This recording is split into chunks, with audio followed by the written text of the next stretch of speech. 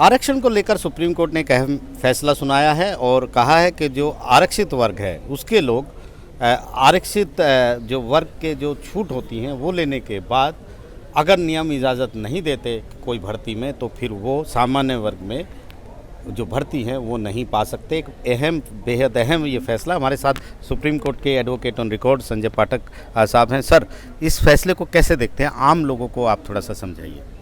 ये एक बहुत ही इंटरेस्टिंग मामला था। 9 सितंबर को माननीय सूर्यकांत जी और माननीय जय माल्या बागची जी न्यायाधीशों ने ये फैसला दिया। इसमें ओबीसी श्रेणी में कुछ लोगों ने उम्र का फ़ायदा लेकर यानी 3 साल की छूट का फ़ायदा लेकर सिपाही की भर्ती के लिए आवेदन किया था। जब उनके मार्क्स आए तो जनरल कैटेगरी का लास्ट सेलेक्टेड कैंडिडेट से उनके मार्क्स ज़्यादा थे, लेकिन ओबीसी में जो लास्ट सेलेक्टेड कैंडिडेट था उससे मार्क्स कम थे। तो इन लोगों ने ये क्लेम किया कि हमें जनरल कैटेगरी में मानते हुए हमें सिलेक्शन दिया जाए, क्योंकि जनरल कैटेगरी के लास्ट वाले से हमारे मार्क्स ज़्यादा हैं। तब सुप्रीम कोर्ट को व्याख्या करनी थी कि क्या ये दिया जाए, क्योंकि एक बार आपने ओबीसी में उम्र सीमा का लाभ लिया 3 साल का एक्स्ट्रा, तो क्या आपको फिर से सामान्य वर्ग में कंसीडर किया जा सकता था? तो सुप्रीम कोर्ट ने कहा अगर रूल्स परमिट करते हैं कि परीक्षा देने के बाद भी अगर मार्क्स की ऐसी स्थिति बनती है और ओबीसी में आयु सीमा का लाभ लेने वाला फिर भी जाके कंसीडर हो सकता है सामान्य वर्ग में, तब तो मिलेगा।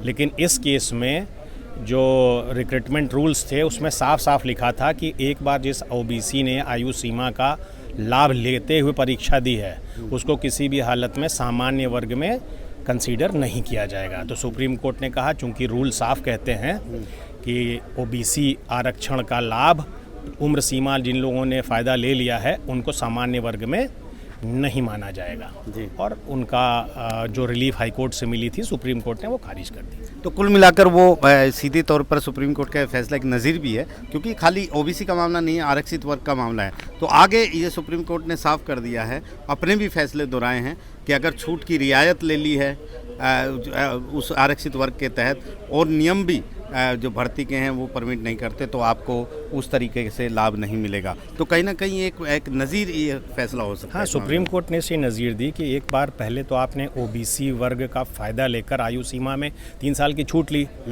तो आप जो आपसे 3 साल कम की उम्र के लड़के हैं, भाई 3 साल में आपका मानसिक विकास भी होता है, आपका ज्ञान बढ़ता है, अनुभव बढ़ता है। तो एक और तो आपने ओबीसी आरक्षण में उसका फ़ायदा लिया 3 साल की, और उसके बाद जब आप अपने ही उस वर्ग में पिछड़ गए तो आप अपने से 3 साल कम उम्र के लोगों के बीच में कम्पीट करने के लिए आना चाहते थे और रूल्स मना करते थे। इसलिए सुप्रीम कोर्ट ने साफ साफ कहा कि ये संभव नहीं है। लेकिन इसका मतलब ये भी हम निकाल सकते हैं कि जहां भर्ती के नियम ये कहते हैं कि आप छूट भी ले सकते हैं और बाद में सामान्य वर्ग में भी आ सकते हैं, अगर आप मेरिट पे हों तो वो आ सकते हैं। हाँ, कुछ स्टेट्स में ऐसे रूल हैं। तो और उसमें एक सुप्रीम कोर्ट का जजमेंट भी है जो उन्होंने इसमें साइट किया कि वो केस अलग था। उसमें रिक्रूटमेंट रूल्स में ही ये इजाज़त थी कि अगर आपने उम्र सीमा का फ़ायदा भी लिया है और ओबीसी वर्ग में किया है, लेकिन फाइनल मेरिट बनते वक्त अगर आपके मार्क्स हैं बेहतर तो आपको सामान्य में कंसीडर, तो वहाँ रूल की पोजीशन थी, रूल में सीधा सीधा प्रोविज़न था तो उसका लाभ मिला था। इस केस में रूल ने साफ साफ मना किया था कि ओबीसी वाले आरक्षण का लाभ लेने वाले को सामान्य वर्ग में किसी हालत में कंसीडर नहीं किया जाएगा। जी बिल्कुल। और साफ तौर पर सुप्रीम कोर्ट ने अपने इस फैसले में ये भी कहा है कि इस तरीके का लाभ दिया जाए या न दिया जाए, ये जो परिस्थितियाँ हैं केस टू केस उस पर भी निर्भर करता है। नई दिल्ली से आशीष भार्गव, NDTV इंडिया।